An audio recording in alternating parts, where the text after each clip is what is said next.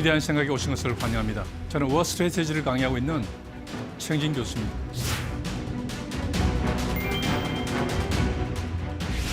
이슬람은 622년부터 선교를 시작해서 지금의 북아프리카에서 이집트, 그리고 중동과 사우디아라비아, 그다음에 이란까지 이러한 팽창 역사가 가능했던 이유는 무엇일까요? 무함마드의 정신을 이어받았던 게 바로 정통 칼리퍼 4명이고요. 그리고 이들이 이런 영토를 확장했던 겁니다. 오늘은 이슬람의 팽창과 그 전략적 사유에 대해서 논의해 보도록 하죠. 이슬람, 지금 GD에서 보는 것처럼 이슬람은 622년부터 선교를 시작해서 한 40년 만에 지금의 북아프리카에서 이집트, 그리고 중동과 사우디아라비아, 그리고 이라크와 그다음에 이란까지 영토를 팽창하는 정말 대단한 역사를 이루게 됩니다. 그리고 지금도 우리가 알다시피 세계에서 가장 빠르게 성장하는 종교 집단으로 평가받고 있습니다. 이러한 팽창 역사가 가능했던 이유는 무엇일까요? 먼저 이 중심에는 무함마드라는 사나이가 있습니다. 이 무함마드가 만든 군사적, 종교적, 정치적 시스템이 지금의 이슬람 세계를 만들었고 또 이러한 팽창 역사를 가능하게 했던 그런 구조였습니다. 무함마드는 570년에 메카라는 곳에서 태어났습니다. 여기서 쿠라이시라고 하는 부족의 일원이었는데 일찍 8살에 그 부모가 다 돌아가 버리게 돼요. 메디나를 갔다가 메디나에서 돌아오면서 부모가 병에 걸려서 다 죽게 되고 어려서 고아가 됩니다. 이 고아가 된 무함마드를 할아버지와 삼촌이 키우게 됩니다. 그러다가 좀 성장하면서 카라반의 일에 참여하게 됩니다. 이때 그의 능력을 알아본 카디자라고 하는 아주 부유한 과부가 그를 이제 그에게 청혼을 해서 결혼해서 살게 됩니다.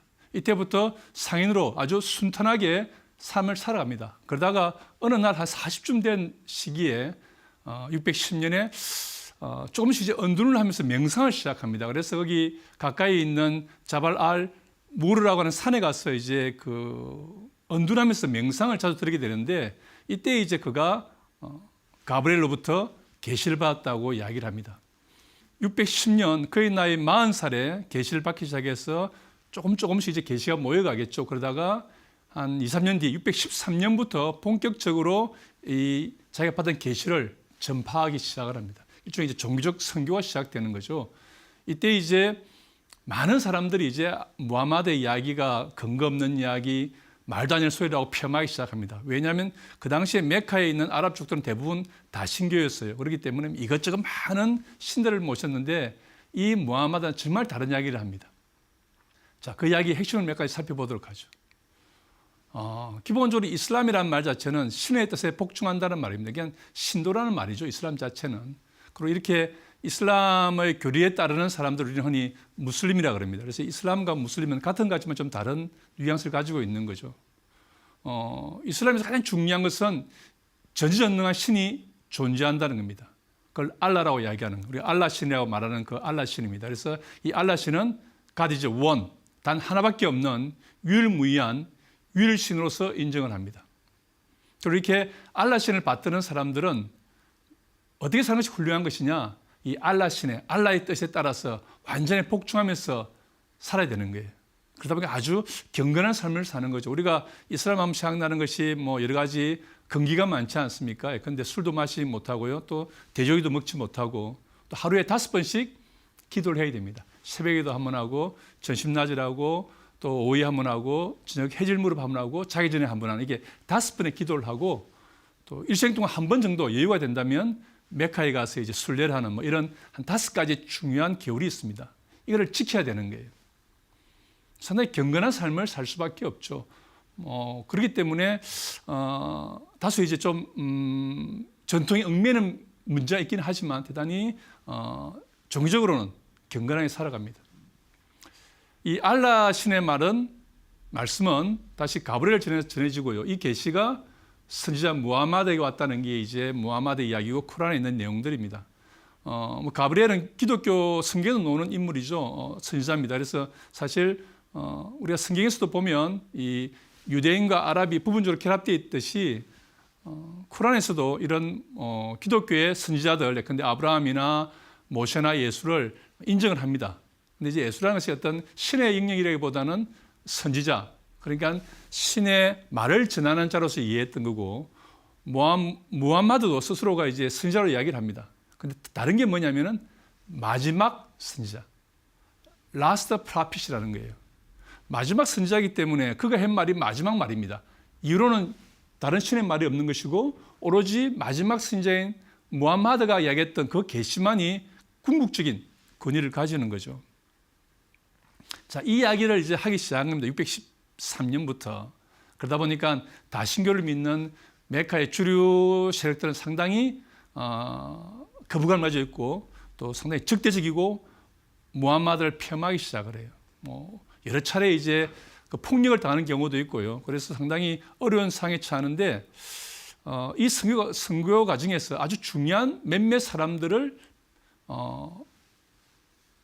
무슬림을 만들게 됩니다. 그게 이제 이번 바크라든지 그 다음에 또 우마르, 오토만 같이 나중에 이제 무함마드가 죽은 다음에 1대, 2대, 3대 칼리프가 다 이 초기에 무함마드가 선교에서 무슬림을 만든 초기에 이제 신을 모신 알라 신을 모시던 그런 사람들입니다. 자, 이렇게 메카 사회에서 반발이 심하니까 무함마드가 어떤 생각을 하게 되냐면 다른 곳으로 보다 좀 더 선교나 종교 활동에 편안한 지역으로 옮기려고 마음을 먹어요.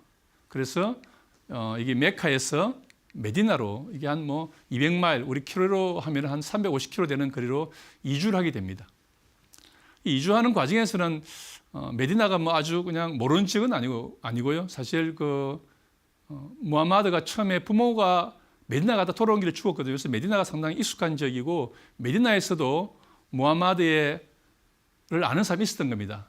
사실 그 당시에 메카는 성지였어요. 왜냐하면 다신교 사회였지만 이 메카에 아주 많은 신들을 모셨거든요. 이게 이제 거기 카바라는 성지가 있는데 그걸로 메디나 사람들이 많이 순례를 왔습니다. 이 순례를 온 사람들 중에 무함마드를 만난 사람이 있고 무함마드의 설교를 들으면서 감동받았던 사람이 있었던 겁니다. 그런 사람들이 무함마드에게 일종의 메디나에 와서 살 것을 좀 초청한 면도 있습니다. 그러다 보니까 무함마드가 자기의 어떤 초기 신도들과 함께 이제 메카를 떠나서 메디나로 가는 일이 발생을 하는 거죠. 이게 이제 622년에 있었던 메디나 이주로서 흔히 이제 이슬람에서는 히지라 이런 말을 씁니다. 이주라는 말이에요. 이주했다는 겁니다. 그리고 이게 공식적으로 이슬람의 칼렌다의 첫 번째 시기로 정의하고 있는 겁니다. 그래서 622년이 어떻게 보면 이슬람 원년입니다. 이 원년부터 이제 무함마드가 메디나를 중심으로 이제 선교 활동을 시작하는 거죠.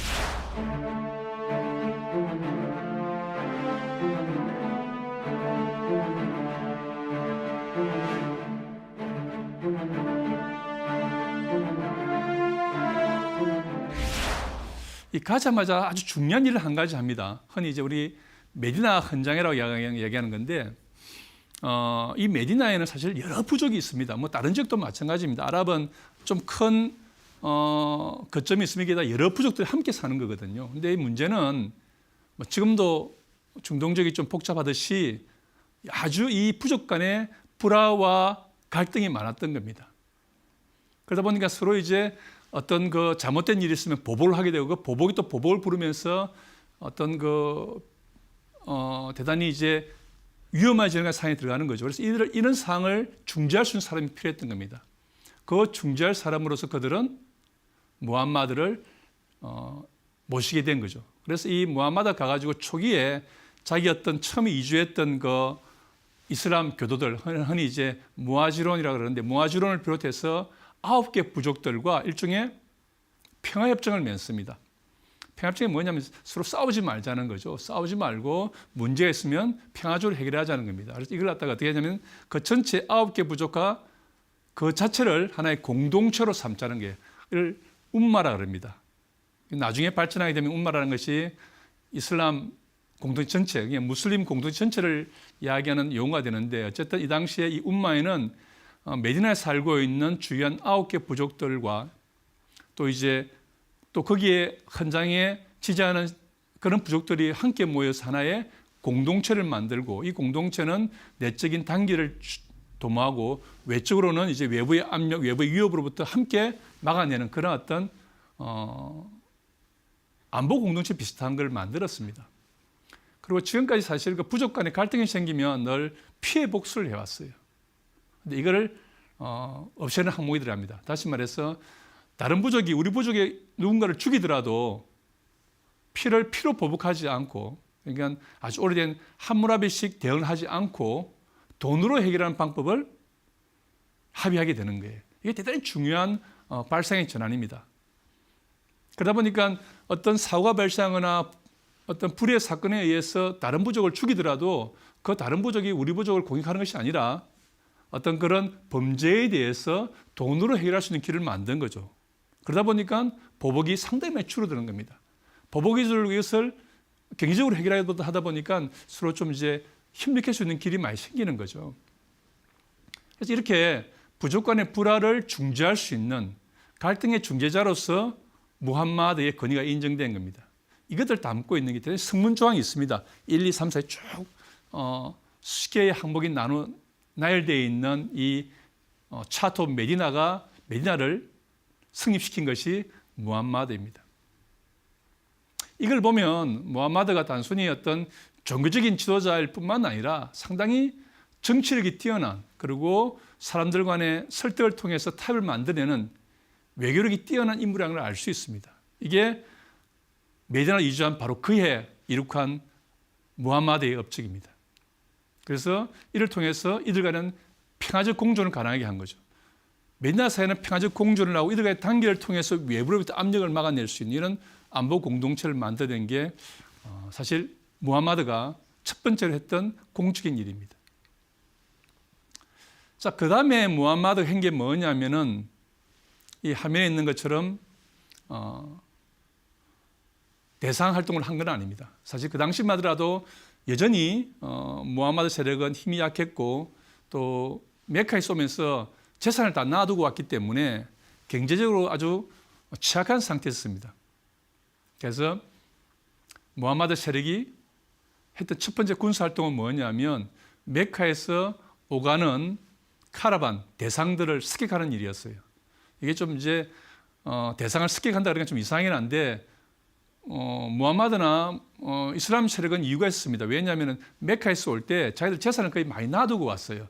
들고 올 수 있는 것만 들고 왔기 때문에 사실 그 재산이 다 뺏긴 거거든요. 그러다 보니까 자기들이 놔두고 온 메카의 재산을 되돌려 받는다는 명분으로 메카에서 오가는 대상을 공격했던 겁니다.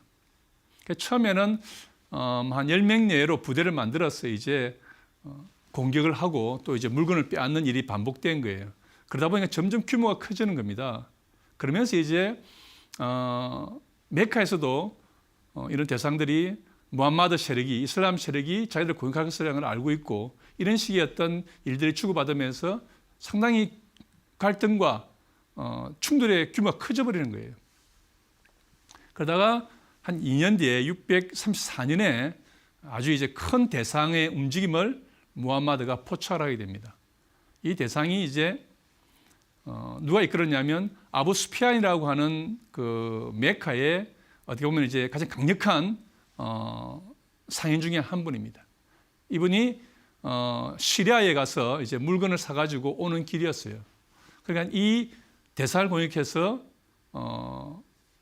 물건을 약탈할 계획이었습니다. 근데 이 무함마드의 공격을 벌써 알게 됩니다.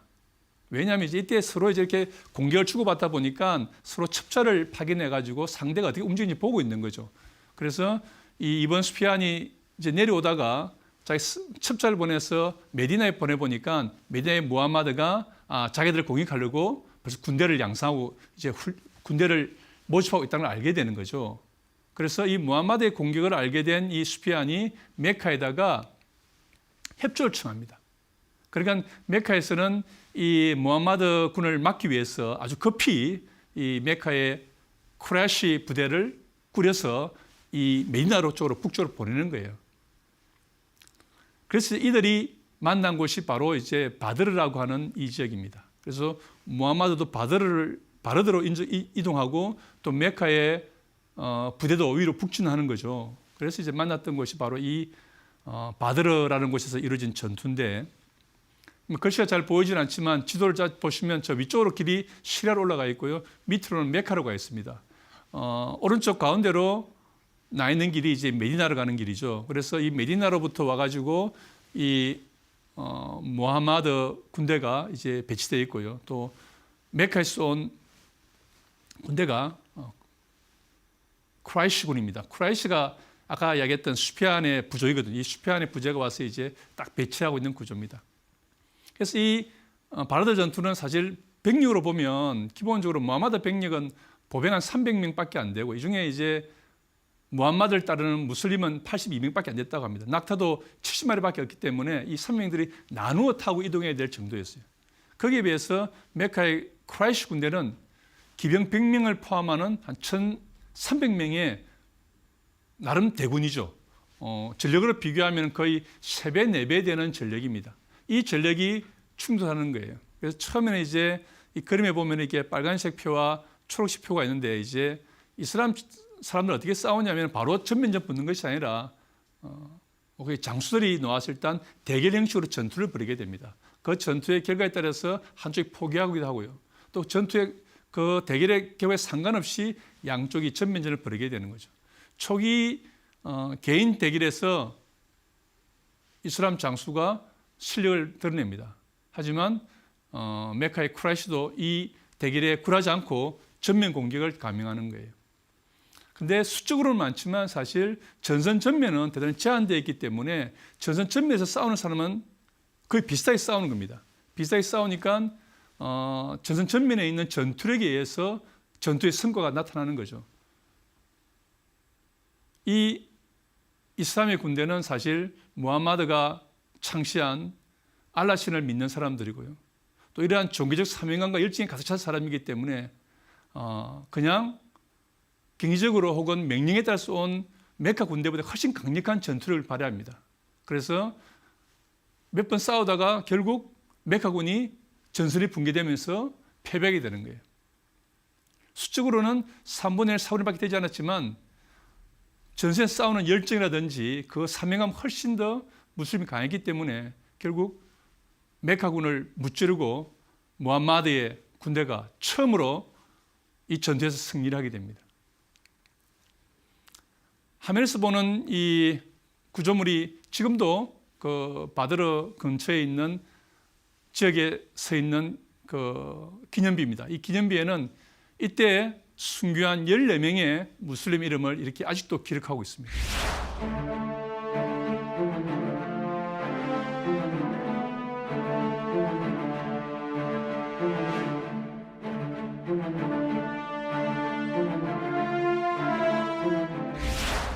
그리고 1년 후 다시 메카에 있는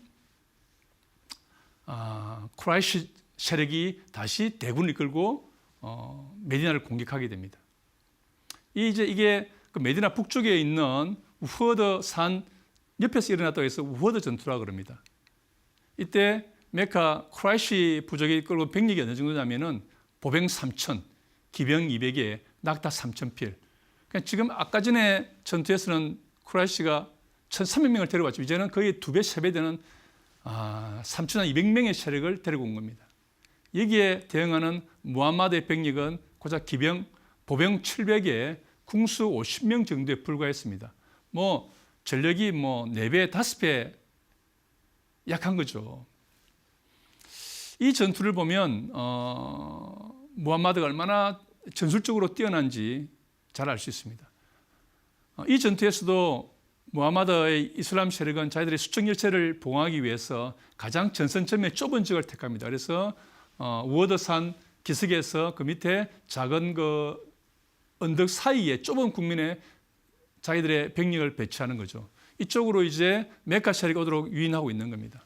그리고 가운데에 있는 조그만 이 언덕에는 궁수 50명을 배치해서 오른쪽으로 밑으로 내려와서 무함마드 세력을 공격할 수 있는, 위에서 공격할 수 있는 세력을 막도록 배치해 두었던 겁니다.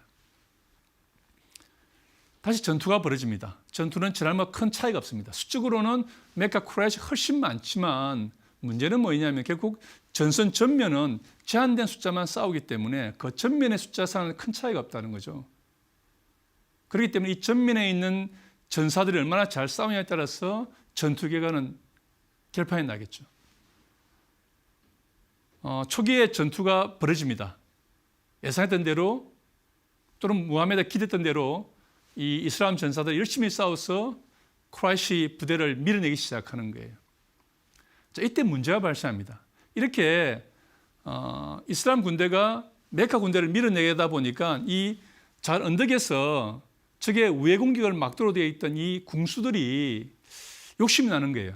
이 전투가 너무 빨리 끝나면 저쪽에 있는 구인들이라든지 또는 보급 창고를 약탈해야 되는데 약탈하는 기회를 잊어버릴까 싶어서 이 궁수들이 자기들의 자리를 버리고 밑으로 내려와 버리는 거예요.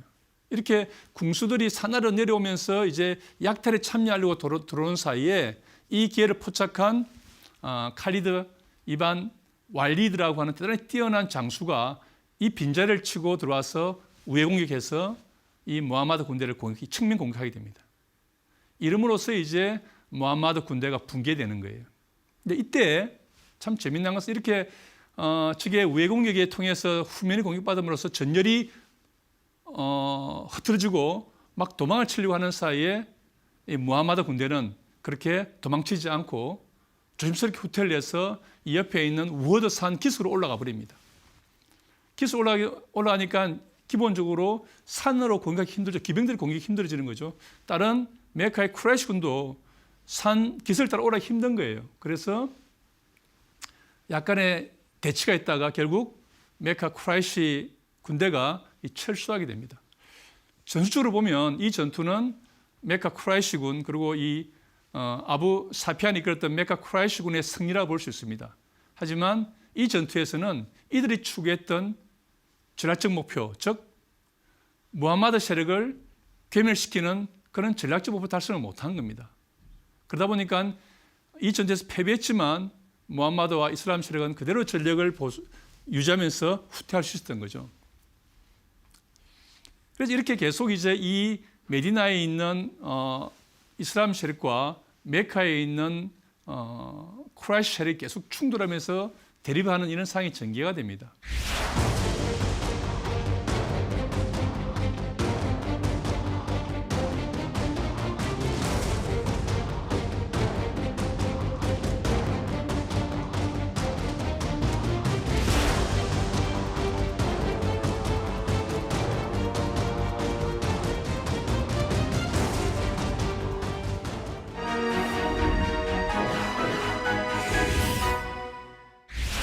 이러다가 1년 후 정말 큰 전투가 벌어집니다. 메카에 있던 수피안이 연합군을 형성합니다. 그래서 무하마드 세력을 시리아는 쪽을 다 끌어모은 거예요. 그래서 메카에 있는 쿠라이시 부족을 중심으로 해서 무하마드와 사이가 안 좋던 유대인 세력, 유대인 부족들, 그 다음에 용병으로 참가한 베두인 등 이렇게 해서 한 10,000명의 연합군을 구성하게 되고 여기에는 기병 600명까지 포함되어 있습니다. 그 당시만 하더라도 무하마드의 군대는 이렇게 기병이 발전되어 있지 않았거든요. 대단히 이제 보병 중심이었고 이후가면 기병이 많이 만들어지긴 하지만 그 당시만 하더라도 대단한 10,000명은 대단한 전력이었습니다. 여기에 대응하는 무하마드의 메디나 방어군은 얼마냐면 약 6,000명 정도, 이 정도 병력이었습니다. 그러다 보니까 이제 어떻게 싸울 것인가 고민을 하게 되겠죠. 다시 이제 무하마드가 이 일을 가지고 작전을 해요. 근데 문제는 뭐였냐면은 지금 현재 이 메카 연합군이 오고 있는데 아까 말씀드린 것처럼 메카와 메디나의 거리는 한 350km 됩니다. 이미 출발한 지 한 4일이 지나가지고 이들이 한 6일 정도가 지나면 바로 메디나의 인가에 들어오게 된다는 겁니다.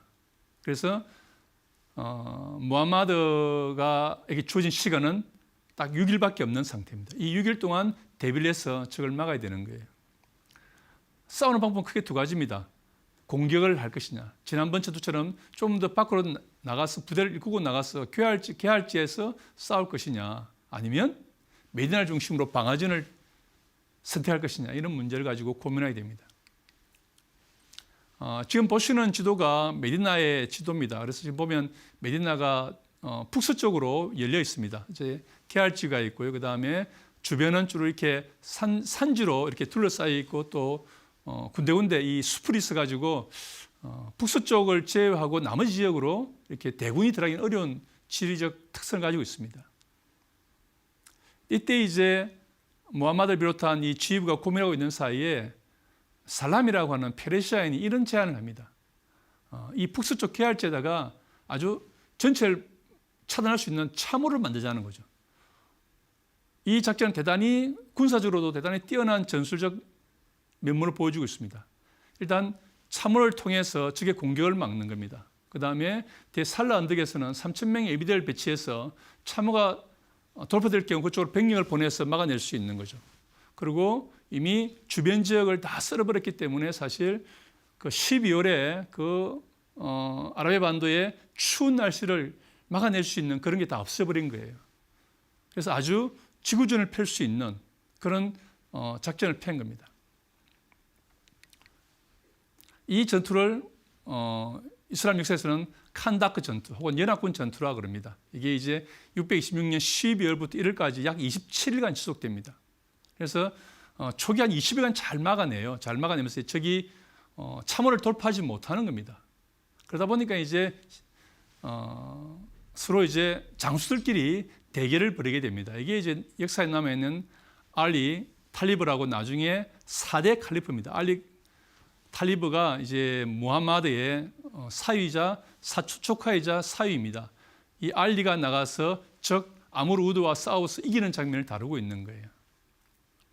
근데 이렇게 이제 소소한 갈등과 충돌이 있지만 대세가 바뀌지 않는 상황에서 이 쿠라이시의 수피안이 새로운 돌파구를 만듭니다. 돌파구가 뭐냐면은 이 메디나에 있는 여러 부족 중에 배반할 수 있는 부족이 있다는 거죠. 그 부족을 설득해서 자기 편으로 돌린다면 이 메디나는 후방에서 공격할 수 있는 거죠.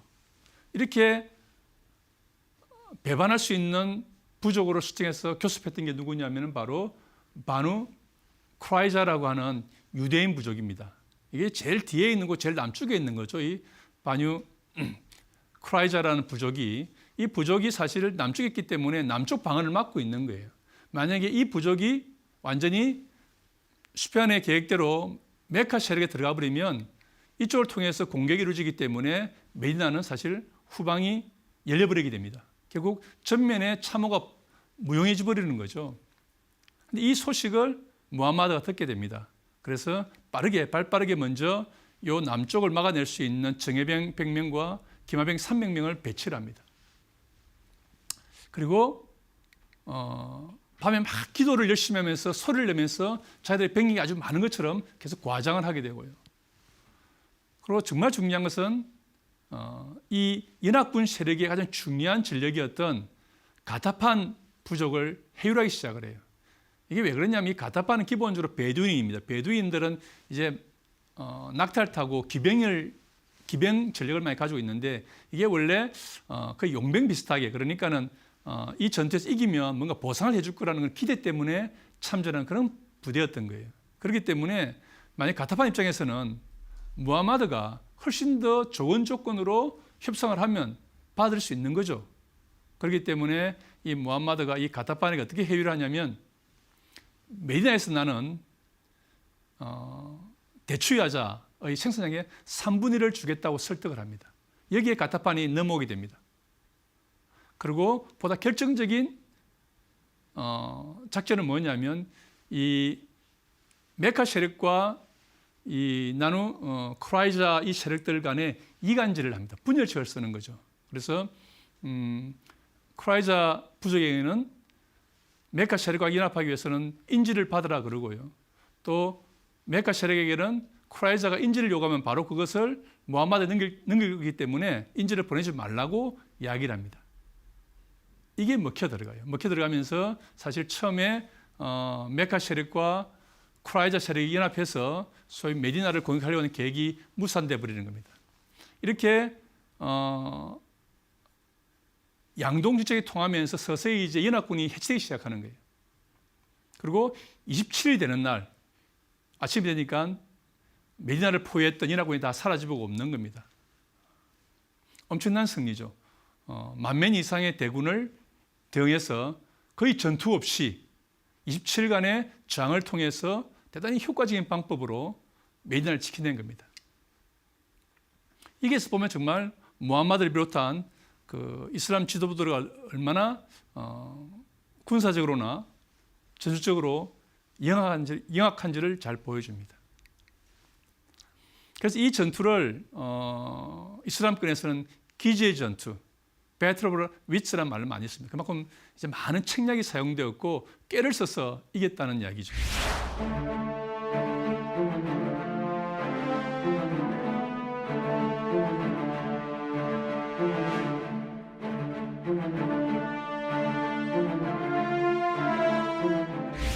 이 사건이 있은 후 한 1년 뒤에 무하마드는 또 다른 정말 이전과 다른 결정을 내리고 행동에 들어갑니다.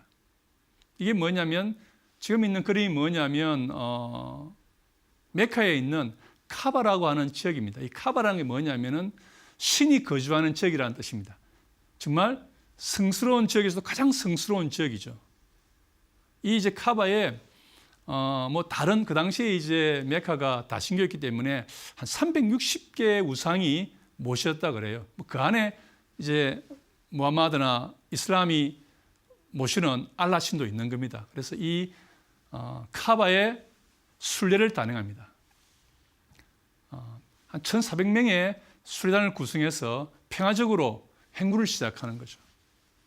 자, 이렇게 무함마드를 중심으로 한 순례단이 메카로 다가오고 있는 겁니다. 메카에서는 어떻게 될지 판단이 안 서는 거죠. 이들을 군대를 통해서 공격하자니 그렇고, 왜냐하면 지금 오는 순례는 정말 카바의 순례단이거든요. 평화로운 순례단입니다. 이들을 군사적으로 공격하는 것은 대단히 위험한 일이죠. 그래서 한 200명의 기병을 보내서 이들을 차단하려고 그래요. 그런데 무함마드가 이 작전을 알고 그들을 피해서 다른 길로 돌아서 메카로 근접하게 됩니다. 자, 이런 상황이 발생하면서 이제 양측 간의 협상이 진행이 돼요. 이 문제 어떻게 해결할 것인지에 대해서. 그래서 무함마드의 대리인과 메카의 수피안이 만나서 회의를 해가지고 무함마드의 순례를 받아들이기로 결정을 합니다. 이 결정에 따라서 10년간의 평화 조약이 만들어지는 거예요. 자, 지금까지 무함마드가 했던 일들은 대상을 공격하거나 또는 메카 세력을 야지해서 전투를 벌이거나 또 적의 공격에 대해서 참호를 통해서 방어를 하는 대단히 군사적 활동이 많았거든요. 그런데 이때 이 사건은 대단히 평화적인 방법으로 메카 세력을 약화시키게 됩니다. 혹은 메카 세력과 함께 평화적인 관계를 만들어 나가려는 노력을 보여준 거죠. 이게 이제 무함마드가 가지고 있는 대단히 전략적 사회가 뛰어나다는 겁니다. 굳이 군대를 이용하지 않더라도 메카 세력을 약화시킬 수 있는 그런 방법을 만들어낸 거죠. 그것도 누구도 군대를 동원할 수 없는 종교적인 방식으로. 이렇게 해서 무함마드는 이 메카 세력과 어느 정도 평화로운 관계를 유지하게 돼요. 그리고 이제 다시 한번 칼을 듭니다. 이 화면에서 보면 좀 이제 잘 안 보이겠지만 왠지 보면 이제 얼굴에 하얀 차양을 쓰고 있고 주변에 이렇게 날개딘 천사가 있는 거죠. 이게 날개가 있는 천사가 있으면 다 그게 성인입니다. 요 이제 왼편에 있는 이 사람이 무함마드고요. 이 무함마드의 길을 천사가 다 도와주고 있다는 겁니다. 그리고 옆에 오른쪽에 있는 세력들은 바로 이제 무함마드가 싸우는 적이 되는 거죠. 이게 칼바르 전투를 그린 그림입니다. 이 칼바르 전투가 뭐냐면은 칼바르라고 하는 오아시스가 있습니다. 이렇게 이제 메디나에서 한 몇십 킬로 북부에 있는데 여기에 사는 사람들이 바누 나디르라고 하는 유태인입니다. 이게 바누라는 말은 누구누구의 후예라는 말이에요. 그래서 나디르 족이라도 할 수 있는 거죠. 이 나디르 부족인데 이들이 사실 처음에는 어디 살았냐면은 메디나에 살았어요. 그리고 메디나 헌장에 있을 때도 있었습니다. 근데 이들이 헌장을 어기는 바람에 무함마드에 의해서 추방이 됩니다. 그래서 이들이 칼바르 오아시스 주변에 살았던 거예요. 근데 대단히 이제 주변에 유대인이 많아가지고 거의 그들을 다 연합하면 한 10,000명 정도 되는 병력을 보유하고 있을 거예요. 또 이들이 특히 뭘 잘했냐면은 활을 잘 쏘습니다. 당대 최고의 궁수로서 나름대로 대단한 세력을 확보했었는데 이들을 정벌하러 간 무하마드의 무슬림은 어느 정도였느냐? 병력 1,500명이었습니다. 한 6, 7분의 1의 병력을 가지고 이제 이 바누 나디르 유대인을 정벌하러 간 거죠. 근데 무하마드는 바로 군사적 행동을 들어가는 것이 아니고 이 바누 나디르와 결탁해 있는 이 카다판 부족을 다시 해우합니다. 이 카다판 부족은 이 베두인이라서 어디나 잘 붙는단 말이에요. 이들을 해우해서 나디르족과 분리시킵니다. 그리고 이 나디르족이 하나의 부족이지만 또 그 안에 여러 가지 유대인 부족들이 연합되어 있는 거거든요. 그래서 이들 간의 내부의 분열을 잘 부추깁니다. 부추기고 그들의 분열을 이용해서 이 요새 하나하나를 점령해 나가는 거예요. 하나하나를. 그래서 결국 마지막에 이 카이바르 오아시스 지역을 다 장악하게 됩니다. 그리고 이 나디르족으로부터 항복을 받게 되는 거죠. 이렇게 카이바르 전투를 승리를 끝내고 나니 이제 주변 지역에서 이전에는 경계와 질시하던 세력들이 무함마드를 다시금 바라보게 됩니다. 그러면서 세력이 척척 커져 나가는 거예요. 이전에는 무함마드에 대해서 이제 비판하고 적대하던 세력들이 동맹을 맺으면서 서로 연합하게 되고요. 또 많은 사람들이 이슬람교로 개종을 하게 됩니다. 그러면서 무슬림이 늘어나는 거죠. 그래서 이 전투가 끝난 지 딱 1년 만에 무함마드는 약 10,000명의 세력을 거느리게 됩니다. 그리고 이 10,000명의 세력을 데리고 메카로 진군한 일이 발생을 합니다. 630년. 그가 메카에서 떠나서 메디나로 온 지 8년 만에 10,000명의 대군을 이끌고 메카로 진군하는 일이 발생합니다. 이 그림이 바로 그 장면입니다. 가운데 오른쪽에 흰말 위에 이제 보이진 않지만 여기에 있는 타스크를 사는 게 이제 무함마드가 타고 있는 겁니다. 이 메카 진군할 때 10,000명이 들어가고요. 이 무함마드가 그 대군을 이렇게 명령을 합니다. 메카 사람들이 교전을 시작하지 않을 때는 절대 전투를 벌이지 말라고 교전 금지를 명령을 하고요.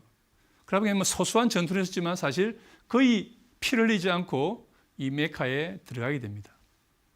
그래서 그림에 보면 이제 이 무함마드를 비롯한 이슬람 세력이 이제 메카에 들어가는 장면이 있는 거고요. 옆에 왼쪽 측면이나 상단에 보면 이제 뭐가 많이 부서져 있는 그림이 보이죠. 이런 부분들은 이 당시에 이제 카바에 있던 그 우상들을 파괴한 겁니다. 이렇게 카바에 있는 우상을 이제 파괴하고 들어가면서 이제 메카의 주도권을 장악한 거죠. 이때 메카는 누가 통치하고 있었냐면 원래 이제 그 대상인이었던 아부 수피안이 통치하고 있었는데 이 아부 수피안이 결국 무함마드에게 항복을 하고 이슬람으로 개종을 하게 됩니다.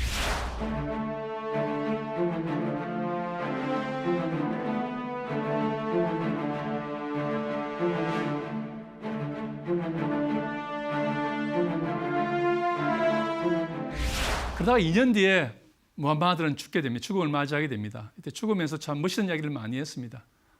부족 간의 불화를 일으키지 말고 여자에게 잘해주라는 말을 하게 됩니다. 그래서 무함마드 죽게 되면 죽게 되고 이 죽은 다음에 이슬람은 더욱더 팽창합니다. 이 죽은 다음에 시대를 우리가 흔히 정통 칼리파 시대라고 이야기를 합니다. 정통 칼리파 4명이 있는데 이 4명이 다 무함마드 함께 싸웠던 사람들이죠. 이들이 이제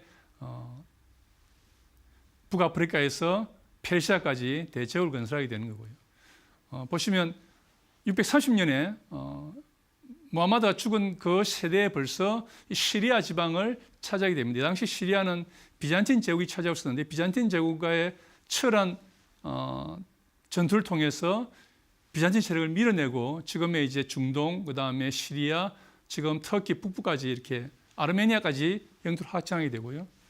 그 다음에 640년대는 이집트 쪽을 나가서 북아프리카까지 갑니다. 지금의 이제 티니지까지 들어가게 되는 거죠. 그 다음 650년에는 페르시아 지역을 점령함으로써 사실 벌써 이제 그 40년 만에 북아프리카에서 사우디아라비아, 중동, 이라크, 이란까지 영토를 팽창하는 그런 성취를 드러냅니다. 그리고 700년대 가면은 지금에 있는 스페인죠.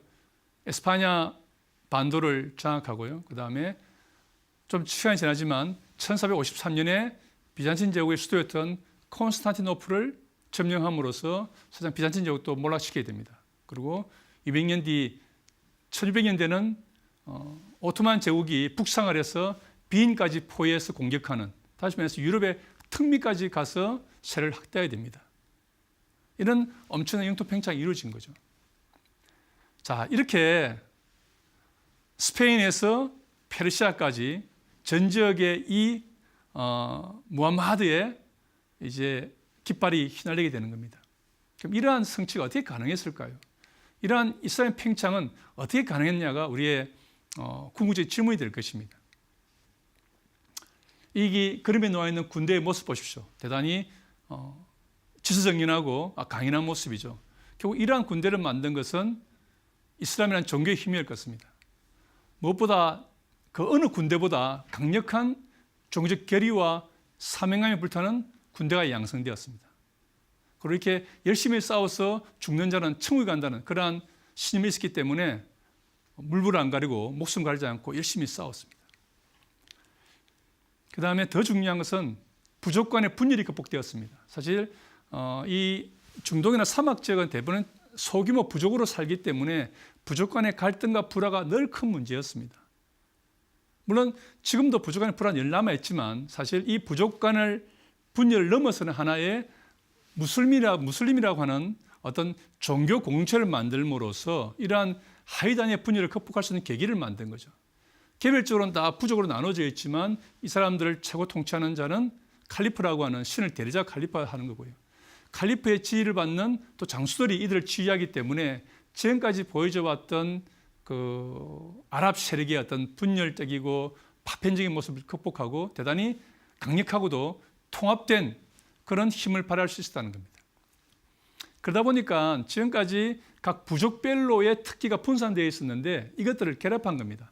그런데 보병이 뛰어난 부족과 그 다음에 기병이 뛰어난 부족, 그 다음에 궁수가 뛰어난 부족, 이런 부족들을 다 연합해서 하나의 전력을 형성했기 때문에 아주 강력한 그러한 전투를 발휘할 수 있는 군대가 된 거죠. 더 중요한 것은 이러한 군사적 성취가 바로 정치적 사회적 지위와 명을 연결됐다는 겁니다. 군인에서 성공한 사람들은 그들에게 더 큰 정치적 사회적인 지위를 부여했습니다. 이게 바로 무하마드가 군대를 살리는 길이었습니다. 이를 통해서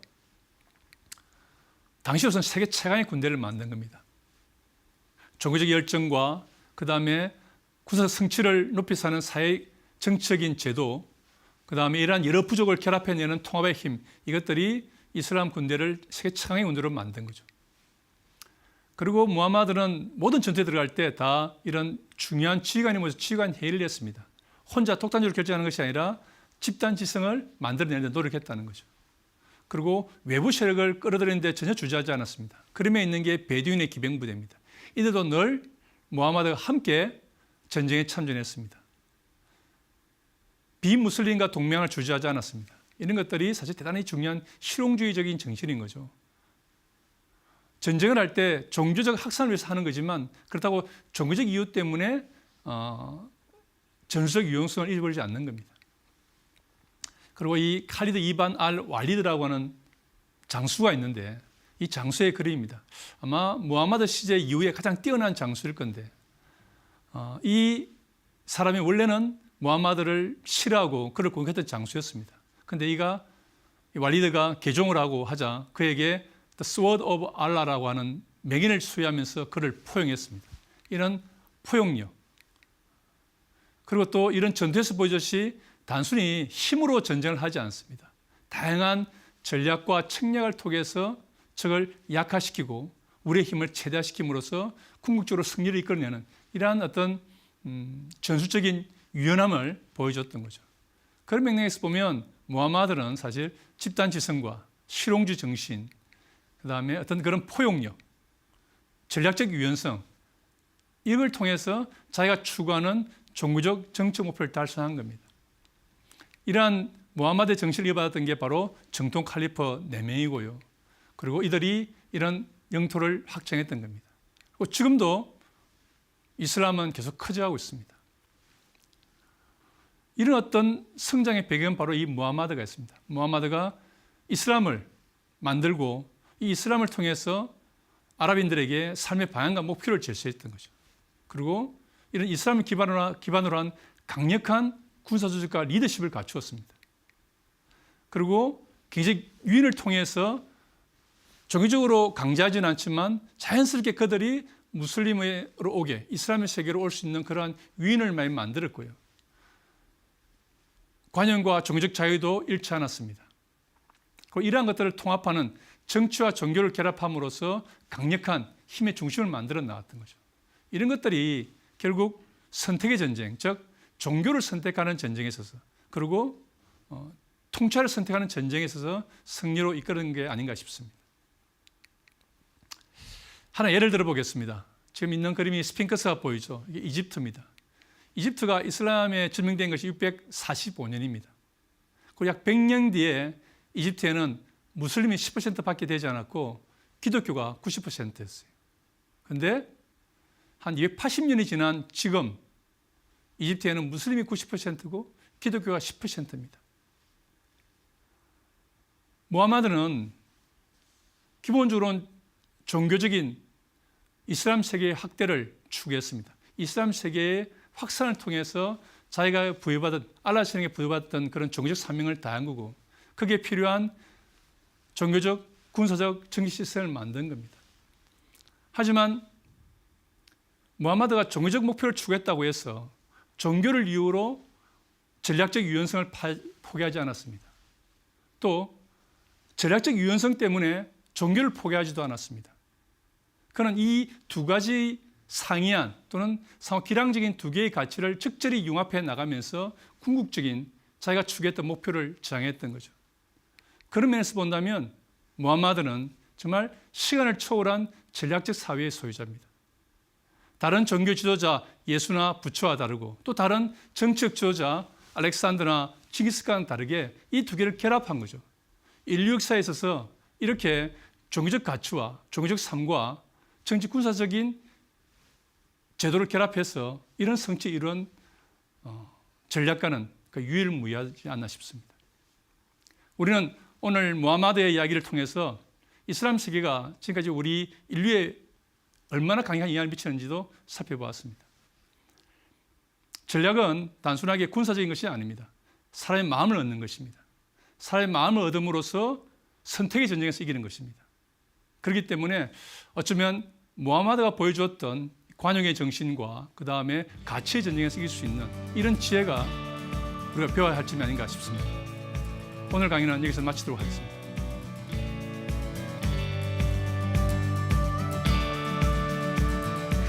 여러분 반갑습니다. 인더스토리의 임규태입니다. 오늘 그 하늘에 대한 이야기의 시작은 소크라테스의 이 얘기로부터 출발하겠습니다. 인류가 최초로 동력 비행기가 하늘을 나르는 장면입니다. 제가 말하지 않아도 이 두 사람이 누군지는 여러분 잘 알 것입니다. 미국 우체국에서 항공 메일 서비스를 시작한 겁니다. 그것이 1918년이었어요. 그렇기 때문에 이 항공 메일로 한다는 것은 이제 비행기가 물류와 통신 쪽에서 공식적으로 인정된 것이죠. 그 역할이 앞으로 어떤 그 위기가 오더라도 결국은 반등할 것이다. 이러한 그 믿음을 갖게 해주는 것이죠.